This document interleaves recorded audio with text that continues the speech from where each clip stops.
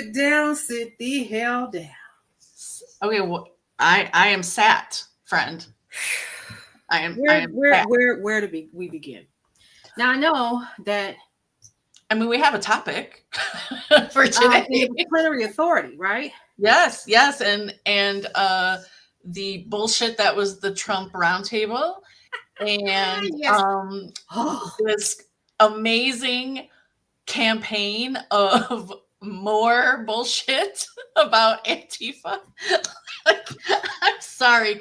Every time I see something or I read something or something, they're like, Antifa this and Antifa that. I'm like, oh, wow, right. y'all just really, I just wonder, honestly, number one, how do you walk upright?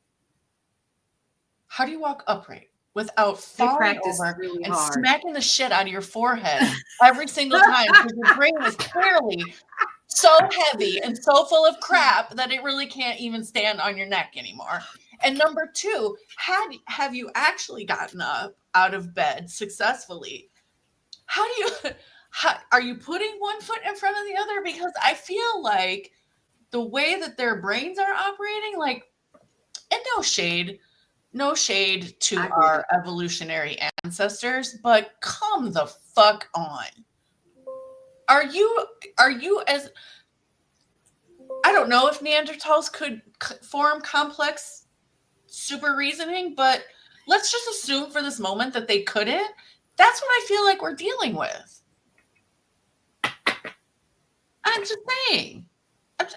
I mean, it goes back to what we said last week, the death of critical thinking. Yeah. We are not in a war with each other. We are waging a war against the death of critical thinking. I would agree. Absolutely. And it is,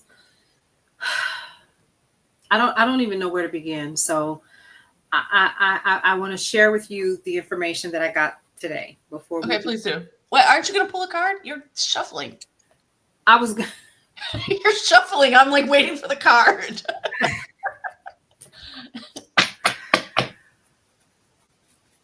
And then we'll wait till the end. Well, what? Oh, we and it's always the one that one now and pull one later? Hold up. Okay, what do we got? 5 of Wands, conflict. Well, that's apropos of everything. Mm-hmm. Mm-hmm. Major Arcana, Aphrodite, lovers. The 7 of Pentacles, reward.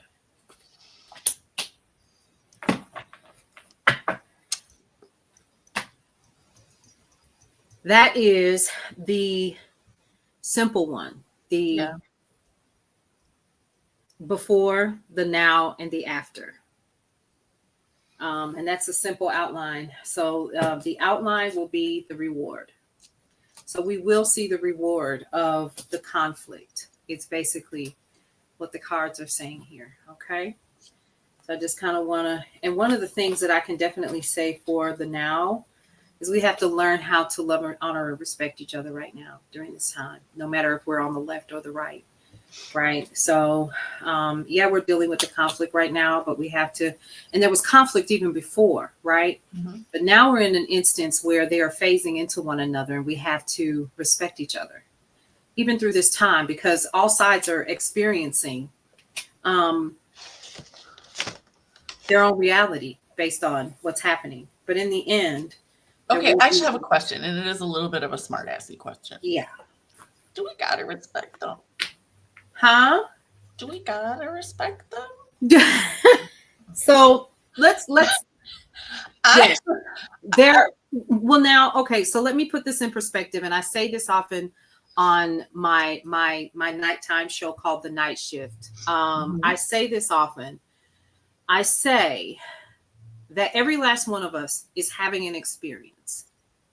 Yes. I must unequivocally always respect the experience that you're having, because my reality is not yours.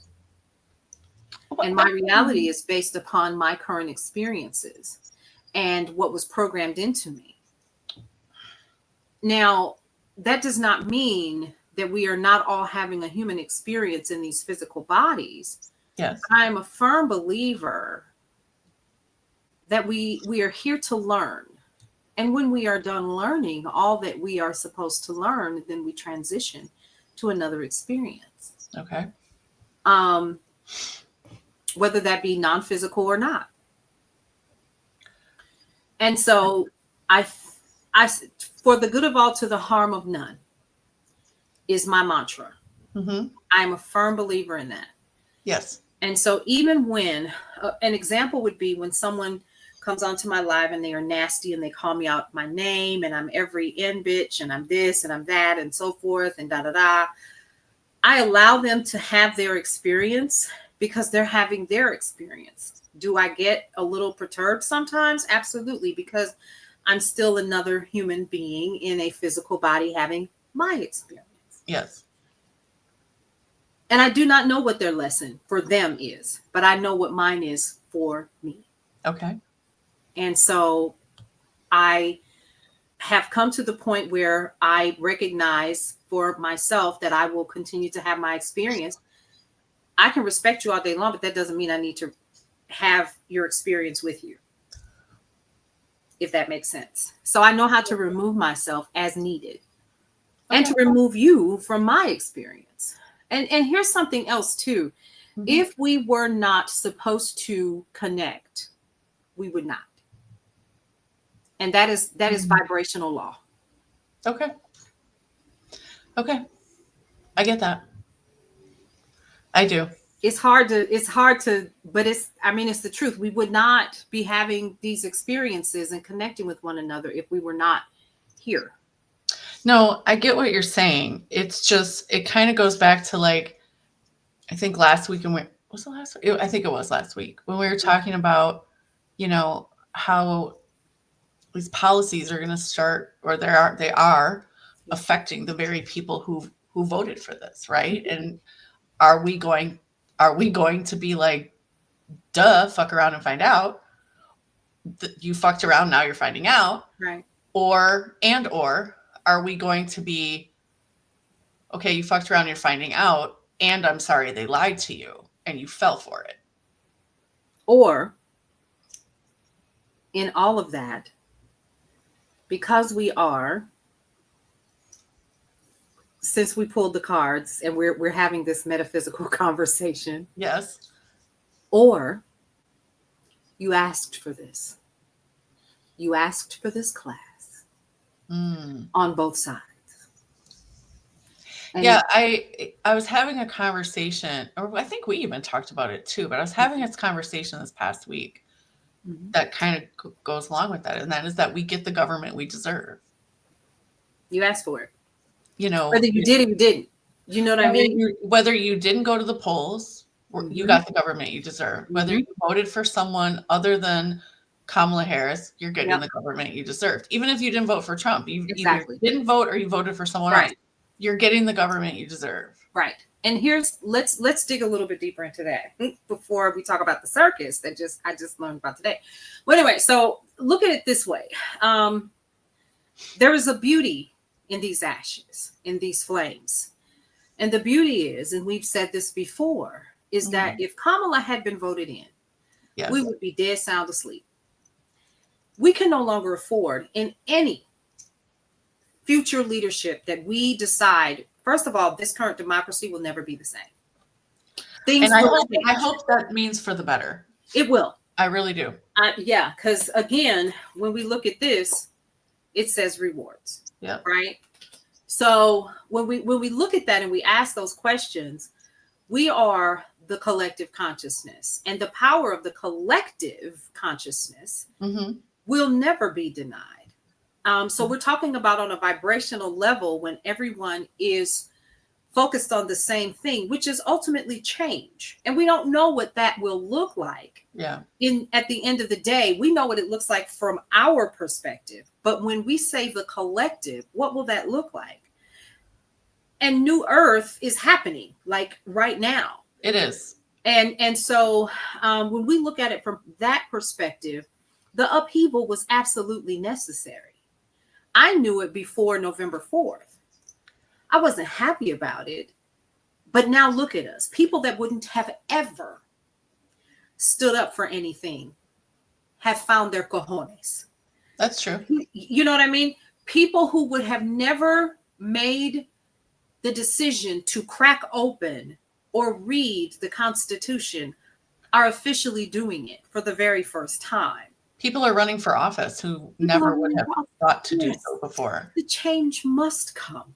Mm-hmm. It was necessary. No, we don't like it. That is why, even when I say resist, our resistance comes down to something that you coined the other episode that we did, which is our critical thinking is a form of resistance. Yes. What we're currently doing is a form of resistance. Just because we're not outside and we're not marching, that does not mean that we are not doing our collective part as a part of the collective consciousness. We all play a part, whether it be to come out of the big box retailers and show our strength and our resolve as a people in this country, whether it be where we decide that we have had enough with what's happening overseas with Gaza and with Sudan and with other countries who are treating their people poorly.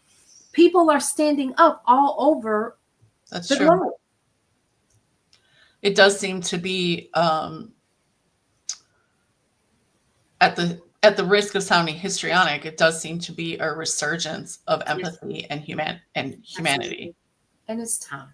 Yeah, I agree.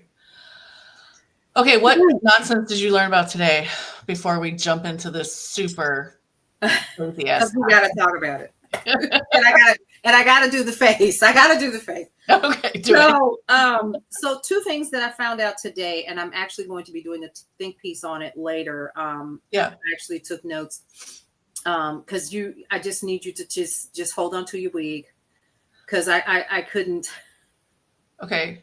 Oh my God! Today. Grounded. Wait a minute. Let me adjust my little back cushion here so I can sit straight. Okay, go. Okay, so the first one is hang on just a second. Where'd it go? So the first one is a attorney by the name of Liz Oyer. Okay. Former pardon attorney for the Department of Justice was talking about the lawsuit that's been put against Letitia James. Okay. Who is the AG of New York. Right. Who she's been indicted on account of fraud or some bank fraud. Right. So here's the big problem for Donald Trump was he couldn't find anybody to prosecute her because he made a promise during his campaign that he was going after all of the people that made his life miserable. Well, she did find him guilty of what he did. Well, anyway, he finally found somebody by the name of Lindsay Halligan. I think. Yeah, she was like his personal attorney. She's never prosecuted a case ever. She never even been in court. She's never. Let's talk about that. So she's also bringing charges against Comey. So that's another James Comey, who's also been indicted.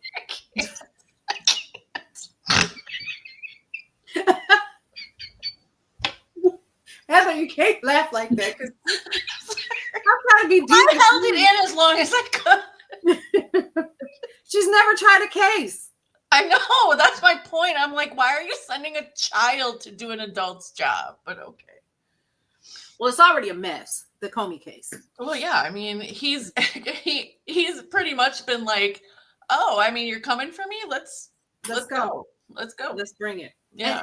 And funny thing is Letitia James is saying the same thing. Well, anyway, so this is what Halligan has charged her with. It is lying on a mortgage application to get a better interest rate. Oh, because they're saying that she lied saying it was her primary residence when it was really like her vacation home. This was lying on a mortgage application to get a better interest rate of $18,000. Now, nobody knows if it's true or not, but that's what they're using. That's what they're using. Okay.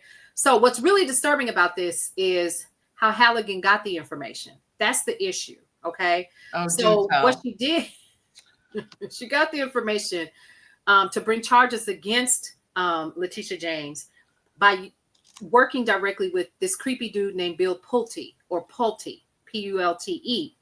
Okay. Now, Donald Trump actually appointed this guy to lead a government agency called the Federal Housing Financing Authority, or the FHFA. What's the FHA? That's why I have my loan through. That's how I got my house. I used an FHA loan. Regulates the mortgage industry. Correct. Yeah. So it has access to a ton of non-public information. Of course it does. Of course. Oh, yes. So here we go. He apparently went rifling through this information to dig up dirt on Trump's enemies. Bypassed a whole bunch of rules and laws And regulations. That shit is not public and is not available to just anybody. And even shockingly enough, not even the head of the FHA. It's not legal. How about that? Not legal. Well, he colluded with Ed Martin, Department of Justice official, who calls himself the weaponization director. Yes. I mean, unqualified as they come, baby. Okay, I'm sorry. I don't mean to interrupt, but can I just say the ill use of their imagination in naming themselves? Like, do they not ever watch anything from the Marvel or the DC universes? No. Like, you guys are just those villains who are like, I'm gonna destroy the world because I don't have a reason. It's Pinky in the Brain. Yeah. At this point, I take either one of them over what's happening now. But ultimately, right? Yeah. All right. So Squidward from SpongeBob. I take him too. But this guy is also a lawyer, okay? But he's just as dangerous. And so Pulte and Martin, ultimately, I don't care what anybody says. Everybody's looking for a pat on the head from Trump. That's how this looks to me. And so they teamed up to build cases against his enemies in the hopes of getting some kind of, I guess, approval from him or whatever. I think it's pretty pathetic, actually. But anyway, so after they indicted Letitia, he posted this: promises made, promises kept. I'm sure he's hoping to get some kind of invite or something to Mar-a-Lago because of what he's done.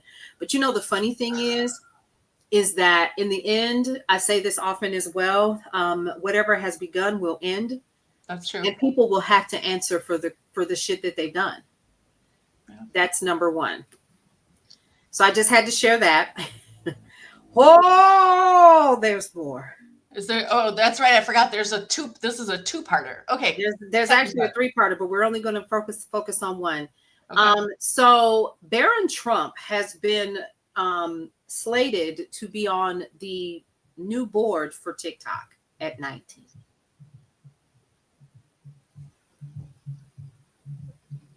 You don't say. How old is he? Is he even older? He's 19. Oh, so he's actually in it. Okay. Nepotism at its best. So whether or not they're going to see, it's a suggestion that has come up. And so some places on social media, in the social media stratosphere, there are some people that are not happy about it, and they're already uninstalling TikTok because of this particular news. Whether or not it comes through to fruition, because there's nothing signed. There's literally nothing at this point. But they're basically saying that he's been given this opportunity. And I don't know how I feel about that. Number one, it wasn't Trump who suggested that he get this opportunity. It was actually done by somebody in Trump's cabinet who also was looking for a pat on the head. And I forgot the guy's name. I want to say it was James Advat or something like that. Hold on. Yeah. So James Advat. Who is James Ad? I'm looking for the notes because I had it earlier and now I can't freaking find it. But yeah, so Barron Trump. And I thought, oh, Avdat. Thank you. So yeah, Avdat. Who is he? Oh, I don't know. Goog is not even. He's just like, yeah, he's in the cabinet, but he's not saying. Okay. Anyway, go ahead. Sorry. So he's been tipped for this job, basically, and his name is Jack Advent. Yeah, I think, or something like that, right? Yeah. So he's the one that's floating the idea, and it just sounds like everybody's just kind of tap dancing for Trump. And this is okay. So let me ask you this, because this is, and I put this on my Facebook wall, and I wonder if it got suppressed because I asked this question. But given the changes that are happening with TikTok, are you going to stay there? A couple things. A couple things. One, if it becomes ethically impossible for me to be there, I will be gone. Nothing has been signed yet. As a matter of fact, from what I'm understanding, China says they don't know nothing about what folks are talking about, which I find to be quite interesting at this point. Well, here's the thing though, right? Because, and this has been pointed out multiple times, there's not just like one owner, like ByteDance doesn't just own TikTok. No. It's like there's a conglomeration of investors. American investors Most already. of whom are American. Yes. Who have all these like varied interests depending on how much they own of it, right? Right. Which one of them already is Oracle. See, people, it's not that they own it, but that's where all of the American data is already housed. In Texas. In Texas. And they've been saying that. So we can't forget ultimately that this will not be an adjustment or a change of hands that will be ever so impactful to the current users, because our information is already on Oracle servers. Right. Now, where I am concerned is we know that Ellison is Jewish. And I know that one of the deputy folks that's actually over, community guidelines or whatever, she was formerly a part of the IDF. And she's very young. Actually, I think she might not even be 30. But yeah, so she's a former military IDF, and she's supposedly overseeing what is currently happening. I think people are concerned about suppression of their rights, whatever. But let me put this in perspective for you. And I said this last night when someone said, "Well, I'm getting ready to leave TikTok." I said, "Let me explain something to you. I'm not going nowhere. Let me tell you why. Unless, of course, it impacts how I feel ethically, I would stay for business reasons." And I said, I know I'll probably lose followers because of that. But let me say this. The reason why TikTok became an issue from the beginning was because Mark Zuckerberg couldn't figure out how in the hell these folks were over here making all of this cash. And so he caused a ruckus.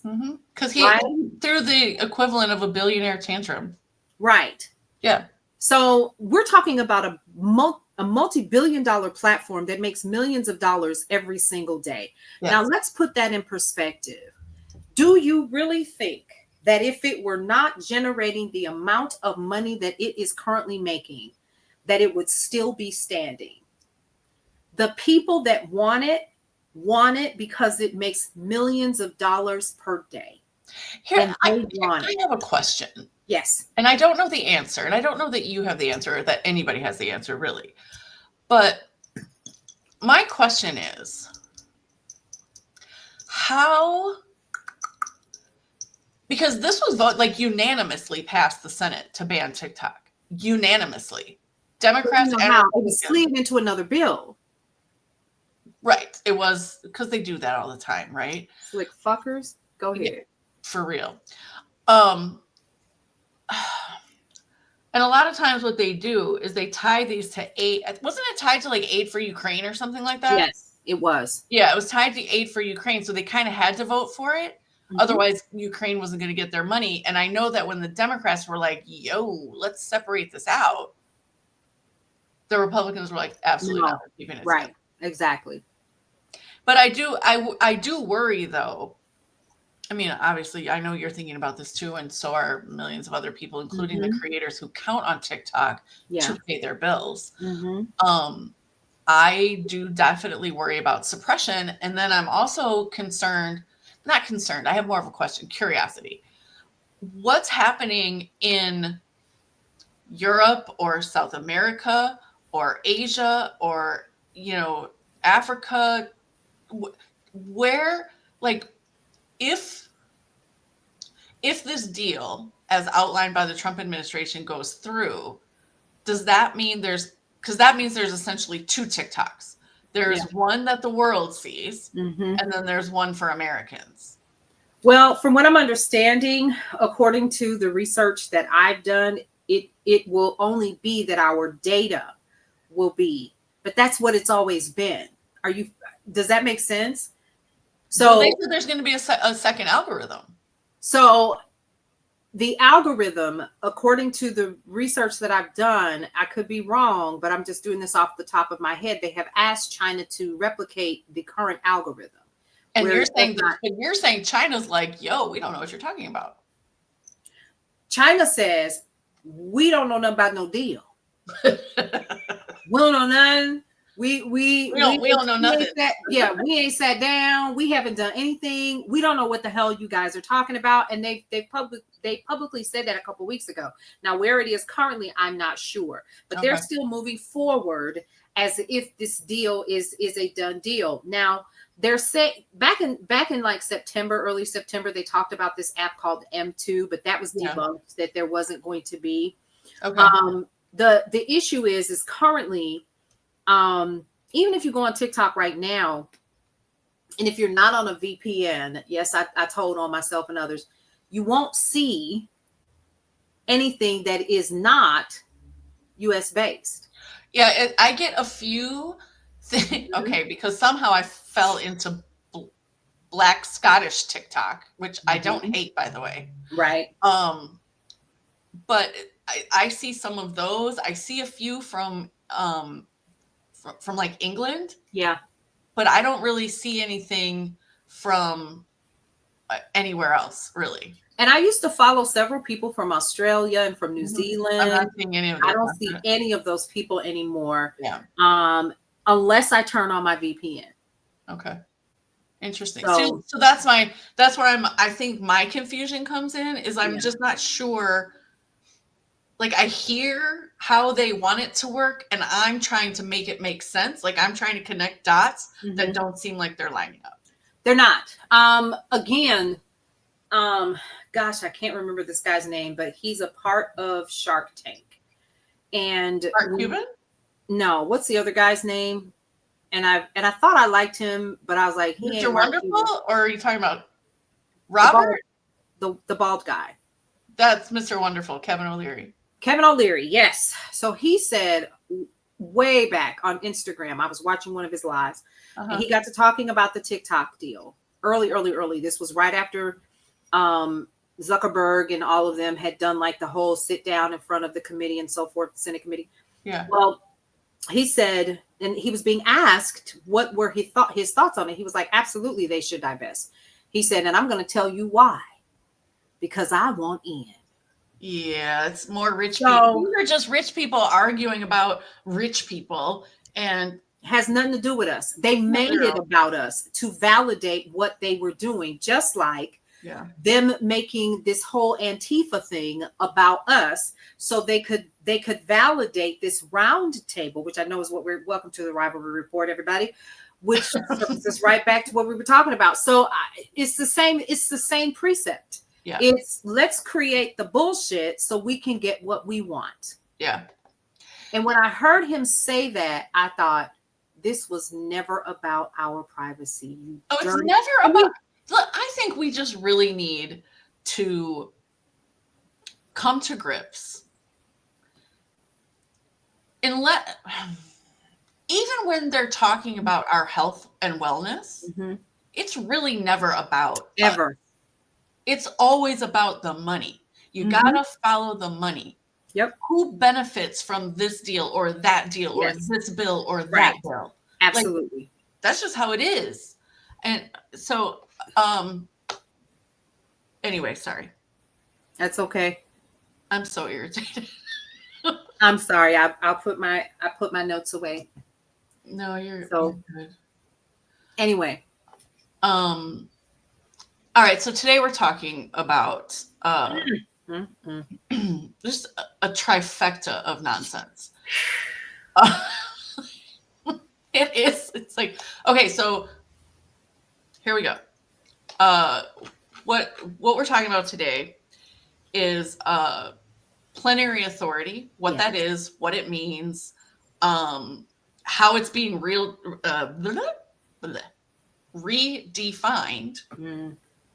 It's being redefined as we're doing this, right? Like in real time. What it means when an administration claims this, the roundtable that Trump hosted with journalists, and yes, I did use quotation marks, and Stephen Miller's priest. And we're going to talk about Antifa. We're going to talk about Antifa, Renee, Krishan, Lewis.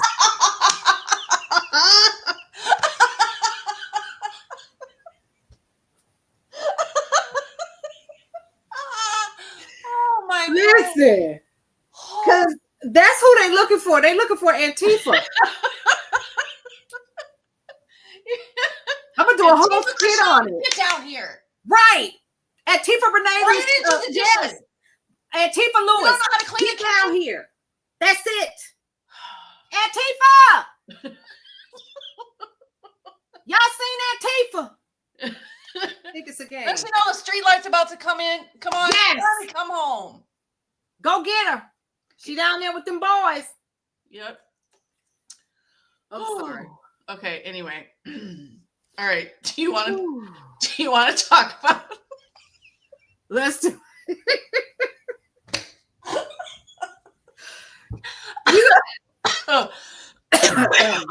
Sorry, everyone. But because that's how it sounds. Like, I know you're not wrong because, okay. Anyway, they've made a mockery of it, so we must make a mockery of them. I'm not done either because I got a whole week. Why don't you go ahead and talk about Plenary Authority? Let's talk about Plenary Authority. So, y'all, President Donald Trump. I just said that.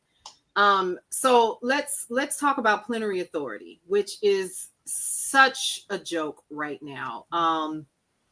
I got to pull this up because I took notes. And first of all, let's talk about what it. Girl, you made me cry. Okay. Oh my word. Okay, well, this is gonna get worse because I gotta make a joke about this too. So, y'all, White House Deputy Chief of Staff Stephen Miller went live on CNN last week. I don't know if anybody saw this, but he went on there to defend Trump. We'll definitely link it in the show notes so y'all can. Yeah, we definitely have to do because you got to see this. So, y'all, he was defending Trump's decision to deploy National Guard troops to U.S. cities, right? Including Portland and Chicago. And we see what's happening there, honey. The frogs are line dancing in Portland. And 50,000 people were so terrified of the violence in Chicago that they turned out to run a 26-mile marathon today. How about that? We're so terrified. So scared of Chicago. Jesus. Oh my God. So anyway, my college roommates were actually in Chicago today hanging out. It's just ridiculous. Well, anyway, so Miller started with this strong legal defense, and he says, citing Title 10 of the U.S. Code, which governs the use of federal military force. And then he pressed on whether the administration would comply with a judge's order blocking the troop deployment in Oregon. And he says, hold on. He says, under Title 10, the president has plenary authority. Wait, I'm going to be him. Stephen, are you there? Mr. Miller, are you there? Stephen? Okay, now I'm going to be the camera that cuts out.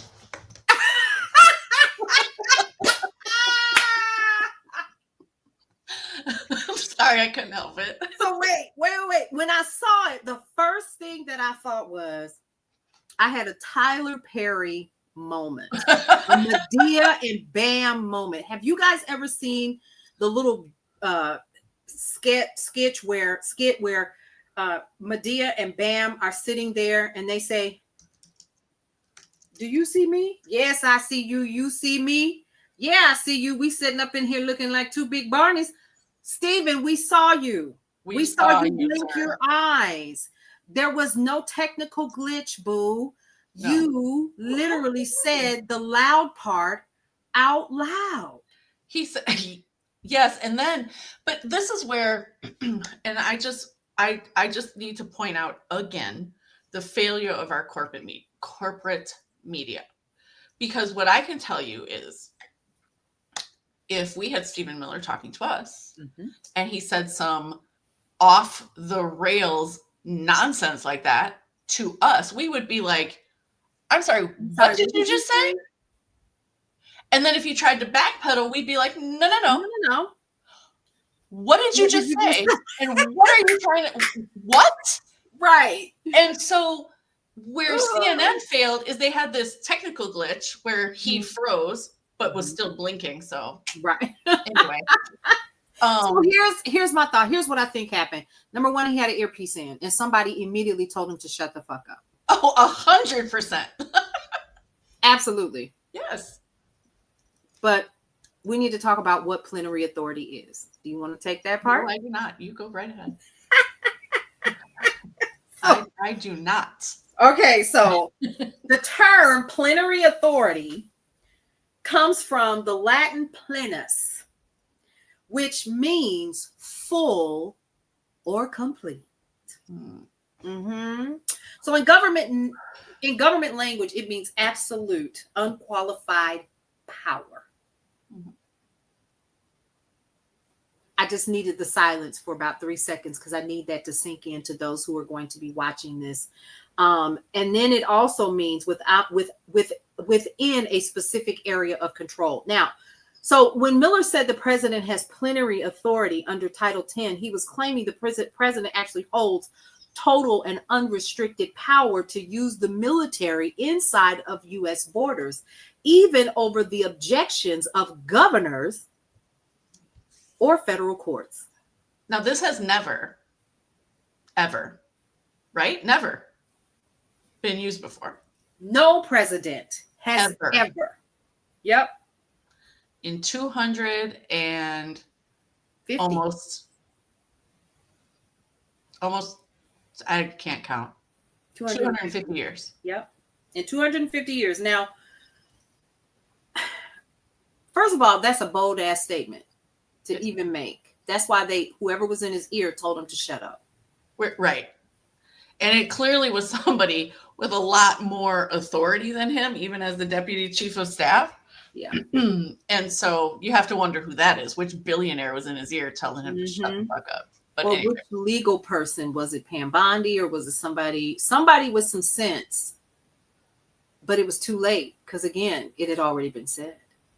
And that's the issue. No presidential power is truly unlimited. And I know that that's hard for some people to understand because of what we're currently dealing with right now around this country. Congress, the judiciary, and even state governments can place checks on executive authority, especially when it involves using the military against American citizens, which we are witnessing happening, like with the reporter from WGN, who they slammed to the ground and her pants were down. They didn't even think about what they were doing. So now we're accosting the press. Yep, we are, apparently. Apparently we are. There is something that I wanted to say that I wasn't sure if I should do at the beginning or the end, but you've kind of brought it up now. Okay. Yeah. I attended the funeral of for the father of a very dear friend on Friday. Okay. He was an incredible soul. He was gentle and kind, and but could get scrappy in his way. Mm-hmm. But what he was also was a warrior for peace and love and justice. Mm-hmm. And I really want to dedicate this episode to him. Aww.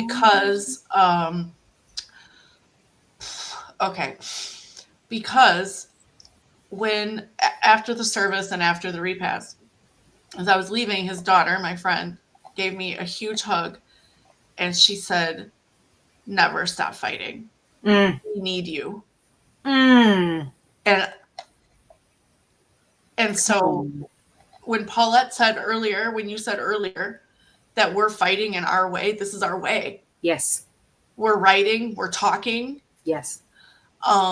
Even though, my Substack, I do one article. Well, for me, ADHD consistency is hard, but sustainability is better. I do an article that coincides with our episode. Yeah, you do. And then I'm also writing profiles about amazing people that I know. Mm-hmm. I am I wrote about J.R. Bird because he's incredible, Paulette, and then Anisha and Quandell Smith because they're amazing. Yeah. I'm really focusing on women because that's also a way of resistance.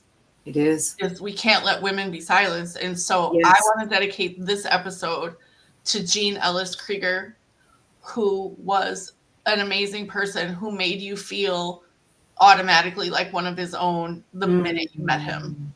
And he never let you go after that. Oh. And so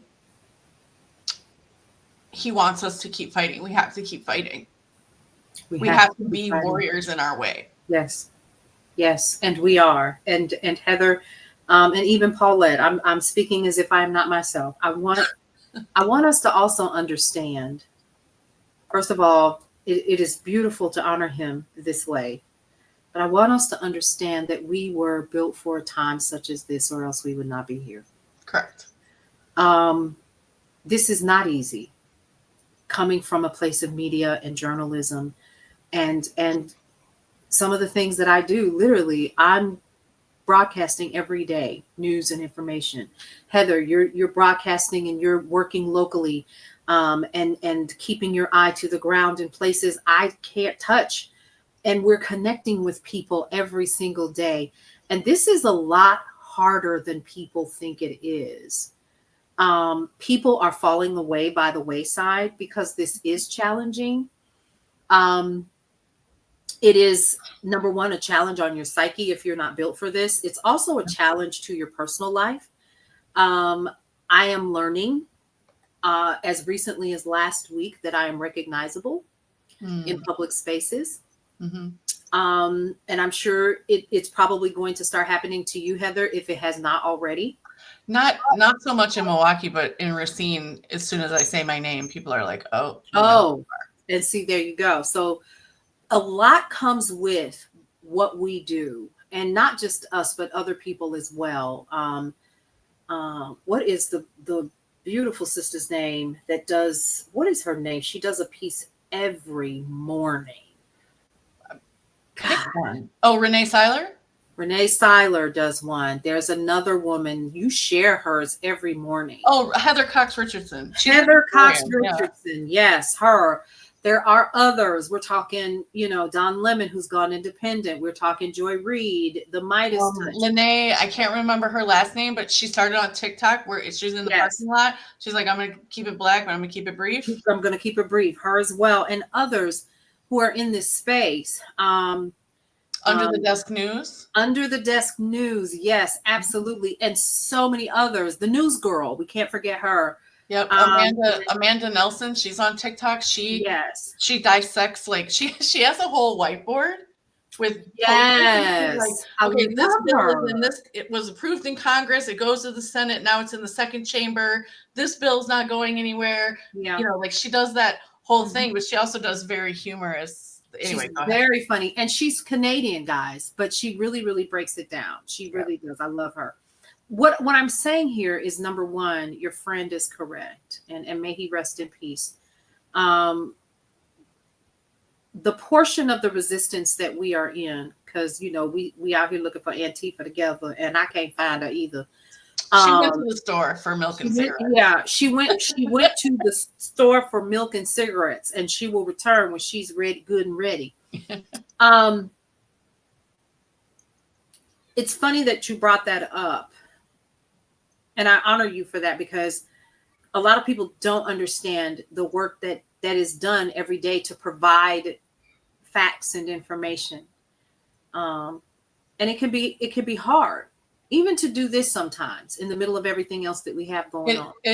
And what Paulette says is true. Not that like us talking to each other and talking to you is fairly easy, but getting the time and getting our schedules. Yes. Like right now when we're recording this, it is 6:01 p.m. Central Time on Sunday.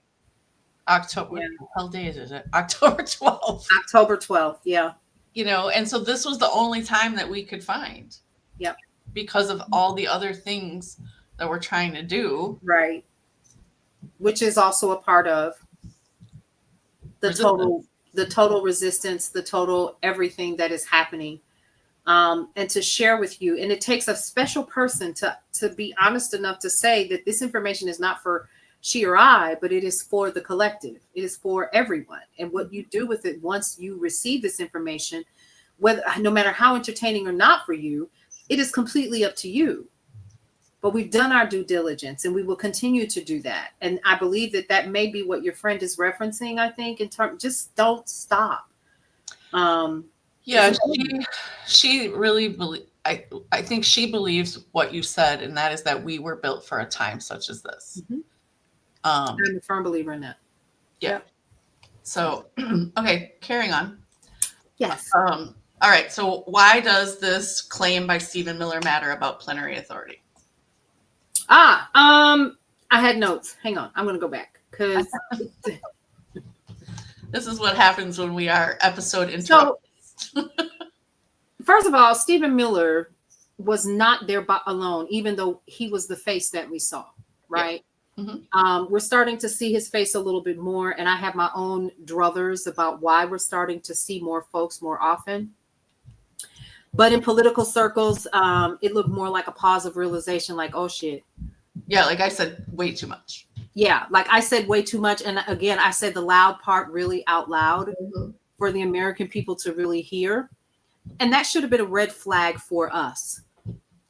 Because him saying it out loud means that, first of all, that was, I don't care what anybody says, honey, that was a Freudian slip. You meant you were saying it in your head and it just fell out.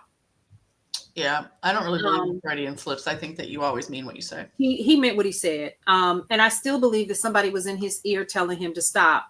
100%. I don't think that CNN's control room had anything to do with it. It was what he meant in his soul. Mm-hmm. Because I have seen his speech in Memphis. I have seen how nasty he is in terms of how he communicates, period. And I understand he's a tiny man.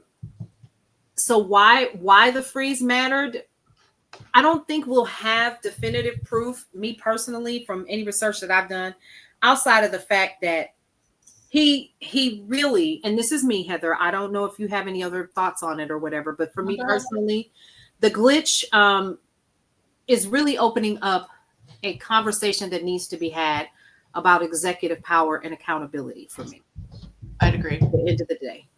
Yeah, I think you're not wrong. And I think the reason why we're seeing more faces and less of him is because he's become so unpredictable, they can't check him. Yeah. And so they're having these proxy Trumps. Mm-hmm. Did I say that in the right way? Anyway, it doesn't matter. You did. Proxy Trumps. Proxy Trumps. I love it. Proxy Trumps. And I just made that up on the spot. Make these appearances. Mm-hmm. Say what they're going to say. So they come on, they do their appearance, they make their statement, and then when the president is asked about it later, he's like, oh, I didn't see that. I don't know, blah, blah, right? Because he needs plausible deniability. Mm. And I think there was a meme going around, and the reason it struck me is because of the truth in it. You know, the memes that strike you the hardest usually have at least a kernel of truth. Mm-hmm, mm-hmm. And one of them shows like Pam Bondi, she's talking. And it says somebody needs to tell Pam Bondi that Nixon never went to prison, but his attorney general did. Ciao. Oh, that's good. And I was like, oh, damn. Mm. Yeah, and we have to remember, and while, yes, you can look at it as historical truth, right? There's history to back that up. Right. You also have to look at the Supreme Court decision that said Trump is immune, yep. Right? And by him saying, oh, I don't know about that, I didn't see that, I don't know what you're talking about, blah, blah, blah. Yep. He's setting himself up to take all the credit and none of the responsibility. Correct. Yep. And so when The Hague finally gets a hold of all these people. Finally. Not if. When. I said when. The Hague gets a hold of all these people. Yep. I want to see Nuremberg level trials. Shit. And here's where Trump is not immune, is there. He can't be held to account in America. But in the ICC, totally different ballgame. Yes. And that's what we need. Not just for him, but All of them motherfuckers. Okay. All of them. all of them. All y'all. All of y'all. And here's the thing. See, this is, can I just say this? I just really Say just what you honestly need, friend. do not understand how anyone with any sense that is a part of what we are currently witnessing right now on the other side, who are wearing the masks, who are saying the nasty things out loud, who are making false claims about Antifa running in the street, doing all Antifa running around the street and around the corner and with her baby daddy and everything else, and you never saw nothing. And putting on makeup to make it look like Antifa whooped your ass when she was down the street around the corner getting another pack of cigarettes. She never saw you. But when we saw you later on with your boo thing, and I'm putting this in simple terms, you didn't have a bruise on your face. Ooh, you forgot. Oh, and by the way, your body cam also shows that you lied. That part. Oh my God, today. So there's that. So you never saw Antifa, girl. You never saw her. But let's talk. That's really actually a good segue into what Antifa actually is. Yes, so let's talk about that for just a minute. Mm-hmm. Antifa is, as Americans love to do, we like to shorten shit up. Yep. Antifa stands for anti-fascist. Can I tell you who else was anti-fascist? Lean closer. You're going to need to hear this. Are you ready? Yes. Every soldier who landed on the beach on D-Day. Oh. In Normandy. Did you hear that? I'm just letting you know. So the Allied forces on D-Day that invaded Europe to stop Hitler and conquered Hitler, they were Antifa. Just saying. And that's why when people like Pam Bondi get on that video, you sent me this video on TikTok and I had to watch it twice to be like, what fresh hell is this? Exactly. Right? Mm-hmm. But they put out this video and they're like, we're going to get every single one of you Antifa, blah, blah, blah. So here's the problem with that. Number one, dummy, you should also be Antifa because Americans, we already fucking fought that war. We did. The hell. Yep. Number two. Antifa is not an actual organization. That's the part. That's why I keep telling y'all we're looking for her. They're not meeting at Tuesday night at the bowling alley. They're not doing that. No. They're not having barbecues at Frank's house before the Packers game. That's not what's happening. Antifa is an ideological, it's just a thought process. It's a thought process. It's a movement that opposes fascism and right wing extremism. Yep, that's it. That's what Hitler was. But let's talk about this, because I've talked about this before in one of our first or second episode. We talked about the advertising and marketing portion and the psychology. Yeah, it's top of mind. If you talk about it long enough, the right uneducated folks that he loves will begin to back what they're saying. And we want you all to understand that Antifa went to the grocery store, y'all. She went to go get milk and cigarettes. Can I quote? Please do, yes. Someone? I'm just going to quote the great Michael Jackson. Yes. Then the lie becomes the truth. The lie becomes the truth. Hey, hey, hey. I'm just saying. That's right. Because if they repeat it long enough, hard enough, loud enough, people are going to be like, oh, that Antifa, that sounds like a dangerous group, right? But we also need to remember that most political violence, like 90-something% of political violence comes from right-wing extremists who are almost overwhelmingly white and male. Correct. So you can't designate. Sorry, my hands were super dry and actually I had to put. You okay? I'm just sitting here just holding my head because I can't believe we need to have this damn conversation. Girl, for real. You can't designate a movement as a terror organization. That part. Because they're not organized. They don't have Antifa is not, it's not the mob. They don't have like the dude at the top and then the family and the hitman and they don't have that. And the lie. And here's the thing, Heather, let's talk about that. The lie that was told in the video that came from the White House was that, not from the White House, but I think Mike Johnson or somebody said in an article that I was reading, let me take that back, I'll retract that. They were saying that the leader of Antifa's wife was handling the money. And I'm like, who in the fuck? Who is that? Antifa Lewis don't have no spouse. First of all, let me just say, if Antifa had a wife, do you know who I picture as the Antifa wife? Who? Peg Bundy from Married with Children. Yes. I'm sorry, in the leopard skin. Yes, filing her nails and the belted and the hair and the nails and the heels. That's Antifa's wife. Yeah. But you can't criminally prosecute a movement. You can criminally prosecute individuals, but not an ideology. Because if we could prosecute ideology, I mean, my God, do you know how full the jails would be?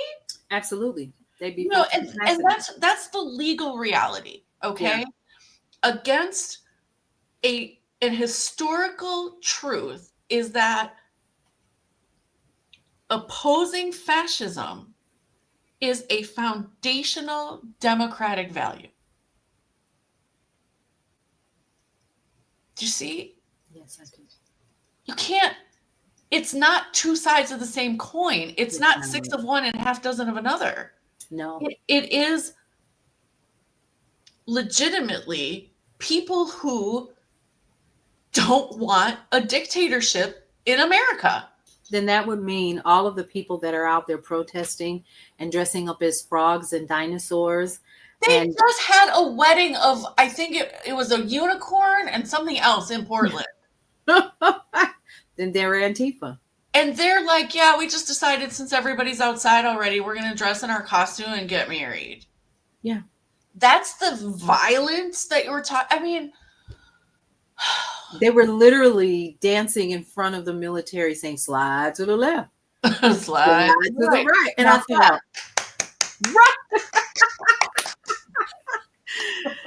because Antifa loves the line dance. I mean, come on now. But it's just,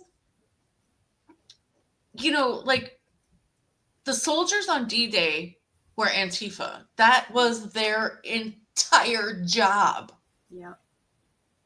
Was to blast through the German defenses along the coast of France so that they could get in there and drive the Germans back, capture a bunch of them. Hell, we had German prisoners of war in Sturtevant in these Quonset hut things. We have freedom of speech here. Yes. You can say the loud part out loud, and that is you can hate fascism. You can call yourself an anti-fascist. Yes. That's not a crime because Americans should be anti-fascist. They should be. But again, when you say that over and over and over again, and when your people who are supposedly in leadership are saying,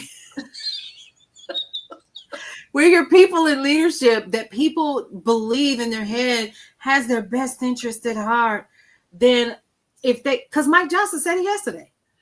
Well, you're not wrong. It is branding. This is a textbook. It's textbook branding, not a strategy. It is.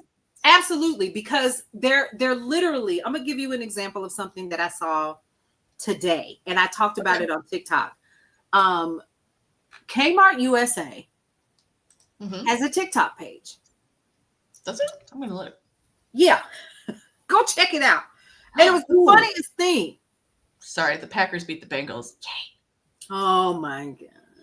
Sorry. Well, I could see who. Okay, who are we? Who am I looking up again? Look up Kmart USA.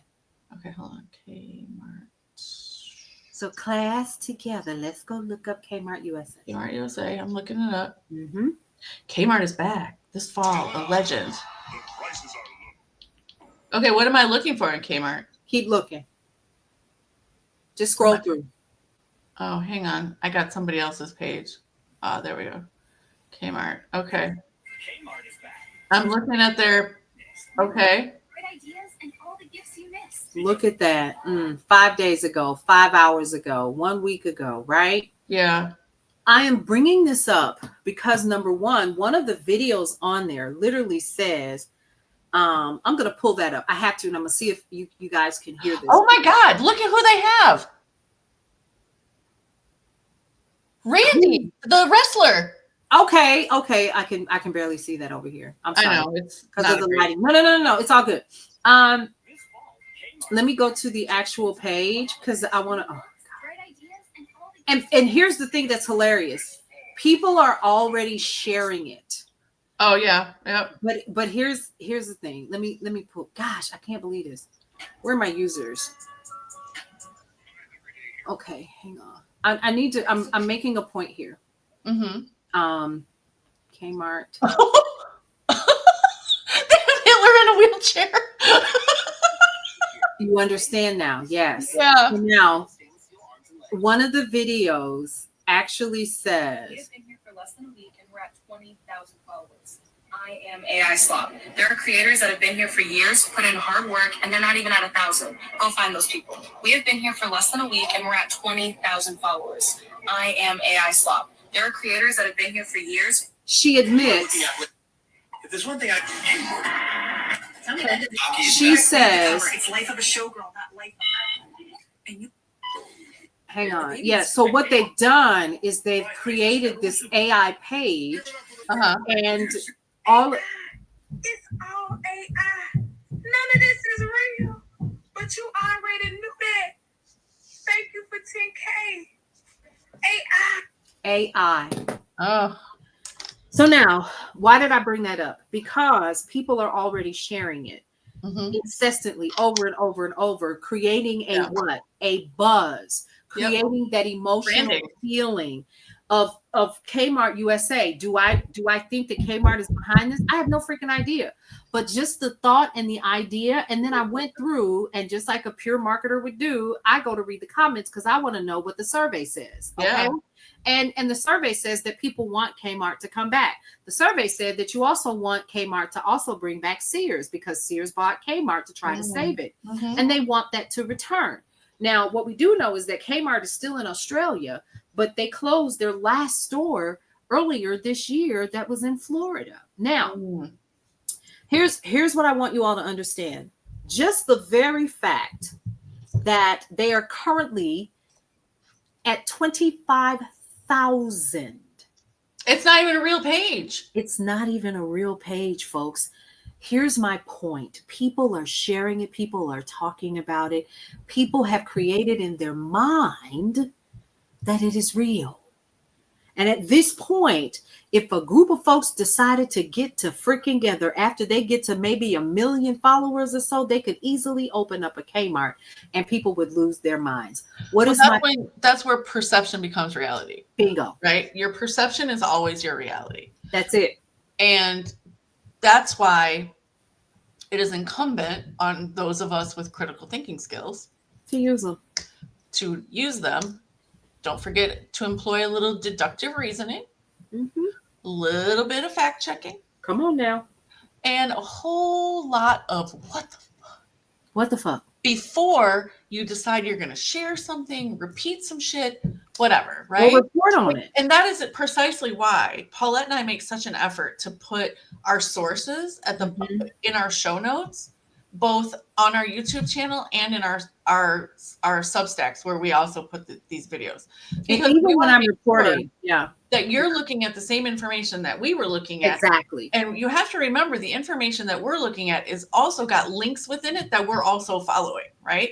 So it's not enough for, a White House source in the White House who needs to remain anonymous says that this one thing happened, but then you have to go, like, if you have to make sure that the thing actually happened, right? So you got to go check other things, right? So that's why we're doing all that, because we want you to have that ability to start that ball rolling for you. Exactly. To be that snowball at the top of the mountain that turns into an avalanche of knowledge by the time it gets to the bottom. That's it. Right? That's all we're saying. We want that to happen. And do you want to talk about the round table? Go ahead. Girl, it gives me a headache. This is why I said journalist. Because these journalists sat around a table with Kash Patel. I don't know if Trump was there or not. I don't know. He was there. Okay, yeah. So they called it the Antifa roundtable, where these journalists, and no, I'm not going to stop using quotations. Well, because they weren't, but go ahead. Thank you. Where they claimed they've been targeted. They've been targeted in terms of like verbal and physical violence, that they've been doxxed, that that Antifa has been targeting them, journalists. But this is why top of mind awareness that Paulette has talked about week after week after week is really important, because by repeating the lie becomes the truth.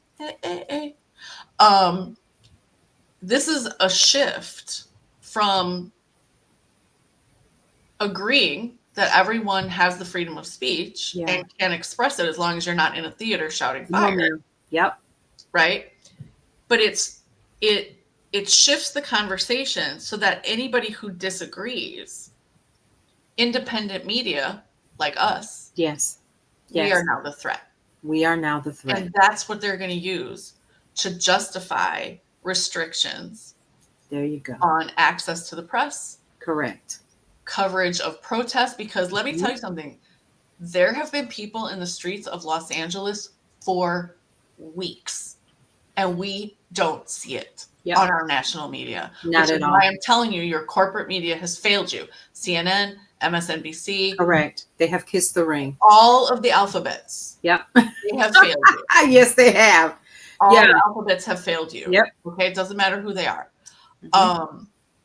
But it's they're going to start their Kash Patel was like, this crackdown is going to continue and we're not going to stop until every single one of them is rounded up. Dog, listen, we already have prison overcrowding. Where the fuck are you going to put us all? Where are you going to put all these millions of people that disagree with what that disagree with you? Like, ugh. Anywho, and I saw a joke map of like the new border of Canada and how it like comes down the west coast around California, Oregon, and Portland, goes across, and then it like dips down to somewhere else. And I was like, could you just come down over Wisconsin? Come down, yeah.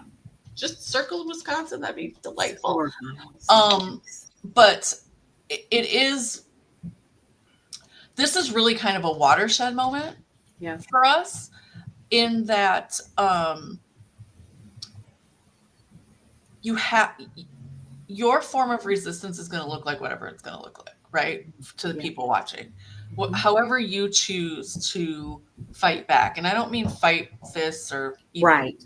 You're going to have your own way of doing that, even if it means you spend a little bit of extra time volunteering at, a neighborhood school, helping kids learn to read, because reading is resistance. Reading has always been resistance. Yes. And so Paulette and I are using our words here verbally with each other. We're using it as the written word. Every time I write a story for the Racine County Eye that is, fact checking the telephone town hall, or I'm writing about what's happening at the Raymond School Board, that's resistance. That's resistance. Absolutely. You know, Yeah. and it might seem minor, and I guess maybe in this giant scheme of things it is, Mhm. but it's not. No. Because what I write matters to the people in whose lives it makes a difference. Yes. What Paulette does every single day on her Brownstone Worldwide and the Brownstone Brief is she is bringing you the news of the day that you may not see otherwise. And she's not waiting for it to come to her. She's going to Reuters. She's going to the Guardian. She's going to the Independent. Those are all sources outside of the U.S. Correct. They and are. She's looking at Al Jazeera, and it'd be like, oh my God, Al Jazeera. Yeah, you know what? They have some of the best journalists on the planet. My God, and they are doing an amazing job. Amazing job. We're not even going to talk about the ceasefire is a farce, but go ahead. 100%. But they're talking about things, and because they're boots on the ground, that they have institutional, cultural knowledge of what. Yes. Which is super important for context and all of those and background and history. But even when they were in Chicago, I was at the DNC last summer, and I sat across the table from the Al Jazeera journalists. Mm-hmm. Their level of professionalism is incredible. They follow the standards of journalism. Mm-hmm. Like to the letter. And they were and also really amazing people who were very nice to share their food with us because it was delicious. I'm not gonna lie, it was. But it's you have to resist in the way that matters most to you. Absolutely. And the way that you feel like you can make an impact. Even staying away from the alphabet soup of corporate media is a form of resistance. Don't give them the time and money. Another way that you can actively resist is find out who's advertising on your local stations. Right. And you call those people and say, I will never shop with you again. I will go out of state to buy a car, get my car washed, buy cookie, whatever it is, because you insist on advertising with our local ABC affiliate. And they took Jimmy Kimmel off the air. Right. They caved to Trump. Right. That's resistance. There's just really small things you can do that are going to have the proverbial, the collective impact. And the ripple, right? Yes, that is correct. Dropping a stone into a pond. But if you do it enough, it will become the splash that is needed. Yes. And it will overrun, and it will become the waterfall that will create the change. And so I love how you put that, like it, and we talk about this often on the night shift. Whenever I go live, and the people in the neighborhood are like, what do? We don't know what to do. I said, do what we've done in the Black community before Jim Crow was quote unquote eradicated. We had our own communities. We had our own communities. We were doing things. We had our own stores. We were doing shop local. Come out of these big box retailers. Shop local. If these stores are not supporting what you believe in, and you have to make a decision on what that's going to be. If you're not going to shop at Sam's, don't shop at Sam's. If you're not going to renew your membership at whatever, then don't. But understand, like Heather was just saying, who these people are. How? I'm going to give you an app. It's called Goods Unite Us. Go there. Oh, hold on, I gotta look that up. Goods Unite Us. Okay. It will tell you who supports who. That's number one. That's important for you because it allows you to understand who supports who is bipartisan, so that you can make better decisions on where you're going to spend your money. Let me explain something to you all. And we say this often. I'm downloading it now. Wonderful. And I encourage everyone to do it. Now, this application, along with others, will help you to understand where your money is really going. And I need you all to understand that when you are going to these jobs and you are clocking in and you're making your $13, $14, $15, $20 an hour, you're turning right back around and you're giving these people your money and they're still not paying you a livable wage. That should piss you the hell off. That's number one. Number two, the other thing is, and I'm not saying quit your job. That's not what I'm saying. What I'm saying is use wisdom and use tact and look at Goods Unite Us as a way for you to make better decisions on where you're going to spend your money. Yep. One, if you can come out of these big box retailers, because I understand that in some areas there is only one place to get your groceries and your household items. But guess where else you can get your household items and the things that you need? At flea markets. Flea markets still exist. There was somebody who right around like the whole Target Walmart thing when they were doing away with DEI, she put up a thing. She was like, she understands sometimes Walmart is the only game in town, right? To go get groceries. But they're, instead of getting like, research the brands that are on the shelf. Yep. And then don't buy Walmart's brand. Buy the small batch. Buy the small batch. Buy the small batch brand instead, right? Because those are typically small family-owned businesses. They are. That have like maybe 100 people working for them. Yep. You know, dependent, right? I'm making that number up. I'm Right. just, but it's going to be small, right? Yeah. So if Walmart's your only game in town, go shop at Walmart. We get it, but really look for the brands that are not owned by Procter and Gamble. Exactly. You know, look for the brands that aren't owned by, I don't even know. There's like 5 companies that own like 555 brands. It's ridiculous. And they're the ones that are behind your PACs and your super PACs. So that's a whole different thing. You need to find out who these people are supporting and who they have that are actually representing them and not you. And you're just voting and it's just all a game. And you need to understand that that doesn't mean that you shouldn't vote. Don't not do that. But understand that when you make a decision on who you're going to vote for, make sure you know who you're voting for. And honestly, in today's, because here's what I'm going to tell you. This phone, we know you're like this to it all the time. All the time. I know I am. Me too. Right? We all are. Don't let this not be the gateway to your knowledge base. Come on. Absolutely. You can look up literally every single candidate who's running. And you know where you can find the candidates who are running? Shit, it's my vote something, but hold on, let me figure it out. My vote. Okay, so for us here in Wisconsin, it's my vote, myvote.wi.gov, right? Now, it's too soon right now. You can't do it right now. But our ballots for the April, or our candidates for the April election have to turn in their stuff like January 5th or 6th. And then after that, a few weeks after that, the ballot will be ready, right? So you got plenty of time to look up the candidates and decide, oh yeah, I like what they say, I don't like what they say, right? Like, I agree with this, I don't agree with that, blah, blah, blah. You have the time to do that. And those candidates who are running in the November election, I think they have to have their stuff turned in by June. Okay. So like whatever state you're in, figure out when your election is. In Wisconsin, we have one in April and we have one in November next year. Right.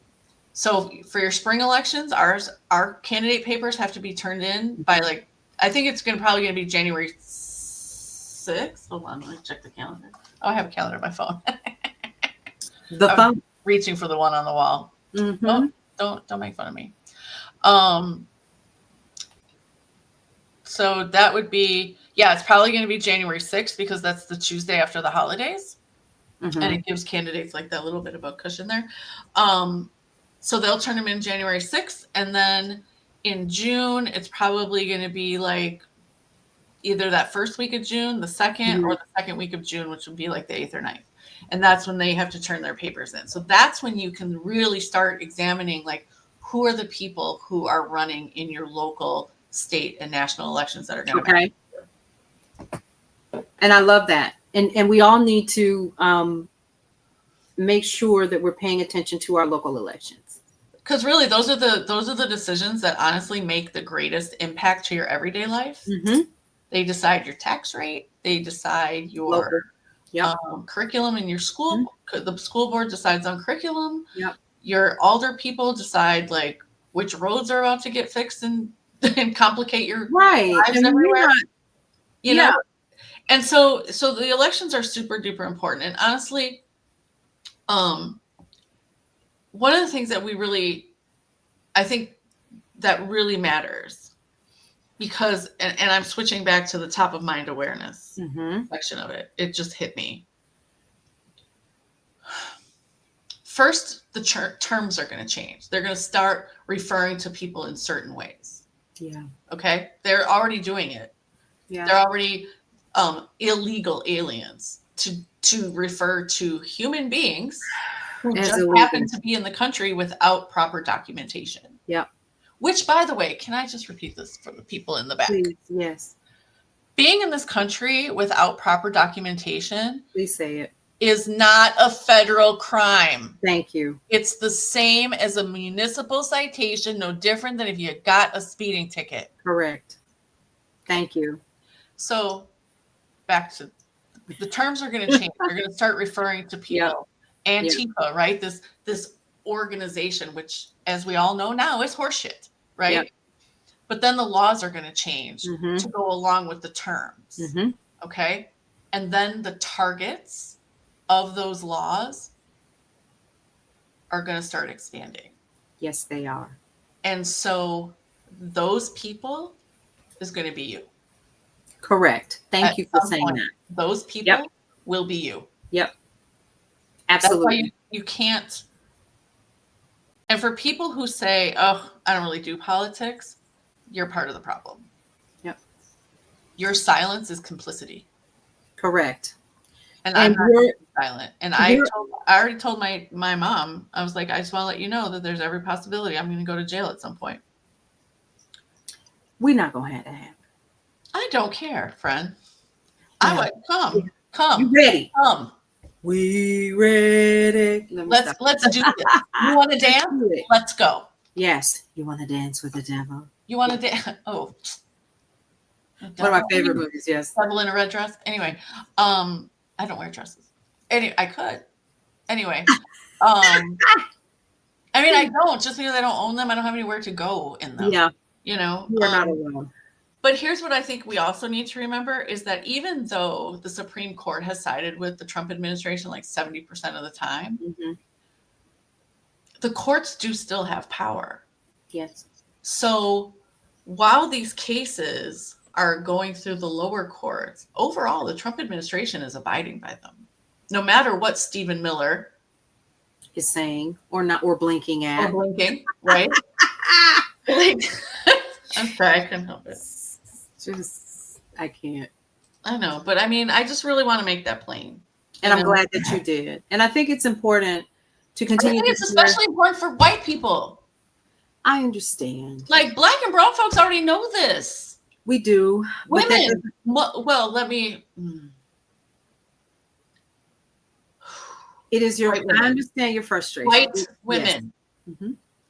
Get with the program. Well, they don't continue to support white male supremacy, thinking that you flourish under it when it oppresses you the same as anyone else. Yeah. Stop thinking that white women are this protected class for white men. No, we're not. We're not. Nope. I think part of your frustration also comes from, and I understand it because unfortunately there are a group of folks of color who have this delusional idea of what this current administration is doing. Because somebody also sold them a bill of goods, right? So like they're taking your jobs and so forth and so on. And I'm thinking, well, I mean, if that's the case, then go do the jobs that they've been taken away from. You're not going to do that. Do you know how many farms are closing? Yep, I do. How many farms are shutting down because there's nobody in the fields to do the work? That's fine. That's what you all voted for. Because you thought that the leopard wouldn't eat your face. You thought that the subsidies that your farm was getting was not welfare. Fool. You thought you earned that. When in reality, that was a way for your farm to stay open by having food stamps, which is a part of what? Food share. And it is a part of the U.S. Department of Agriculture. It's all tied together. It's Local all farms, tied together. local farms contribute fresh fruit and vegetables to the school districts. Yes. Do you know how huge that is? That's huge. So when you lose that, you're losing getting sustainable items to children who may not otherwise receive any healthy food throughout the week. Sometimes the only meal some of these kids get is the one that they're getting at school. Right. And think about what happens in the summer when there is no school. There right? is no Okay, school, but that's right? a whole different show. Yep, it is. Whole different show. Yeah. So anyway, I'm twirling. I'm sorry. yeah, no, we're both. We've gone off on like 17 different tangents, but it was all good. Because So this is what I really want you to. I really want everybody to keep top of mind awareness. Yes. That Paulette has taught us, Mm-hmm. and that is really watch the language that's being used. Like really dissect the language, and by language, what I mean is the term that they use and the definition they assign it. Yes. Right? Because protests, we're allowed to take to the streets. The Constitution gives us the right to take to the streets as long as we are being peaceful. Yep. We can march with banners and we can shout. That's your freedom of speech. Yes. Your freedom of expression. Correct. Your the freedom to gather, whatever that. Yep. The freedom to gather. Yep. Yes. Right? That's protected. Mm-hmm. But think about how they're using it now. They're using it as a weapon. As a weapon. But here's what I think. Okay. I don't know if you've thought, I'm sure, of course you've thought of this. You have a media mind. I think it's much harder in this age of instant information. Mm-hmm. You can't take over like Hitler did, right? You can't. Like, no. When you have the mayor of Chicago creating ice-free zones, God, that's fucking brilliant. And now a judge has said you have to wear identification. Good.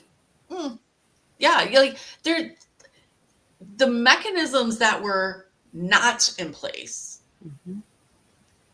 during the rise of Hitler are very much at play now. Do they have negative consequences? Of course. There's always going to be stupid, pervert, criminal people who want to exploit it to their own means. Mm-hmm.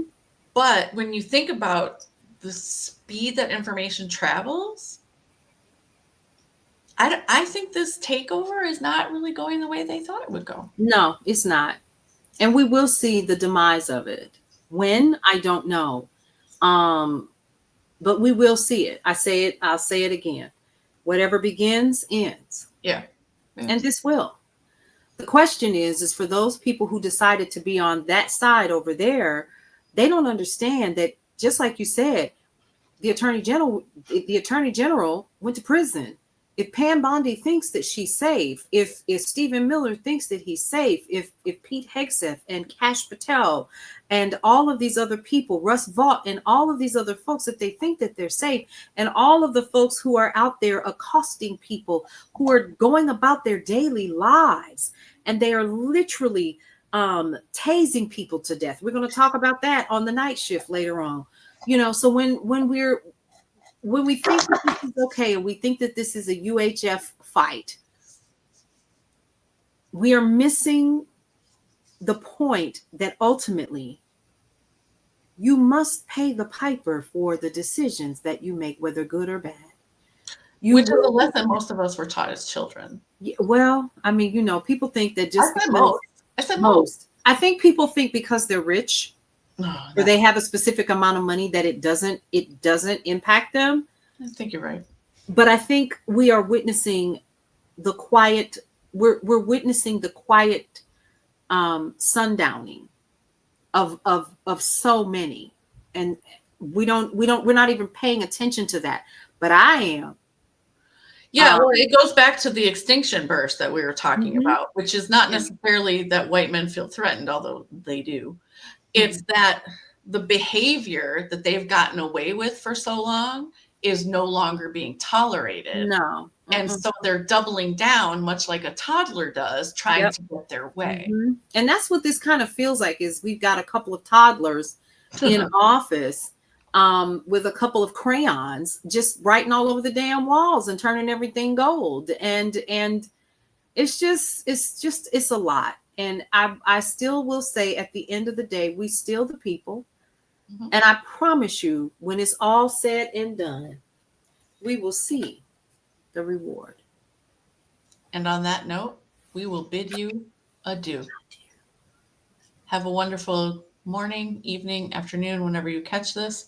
Please join us next week on our, I don't even know what episode are we on, 4 or 5, something like that? No, this is actually the 5th or the 6th. So the next 1, 2, episode. 3, 4, 5, 6. What? What? Hey! 6. Okay, our Six. 6th episode. So join us next week Yes. for week 7 when we will have a topic that we have not decided on yet.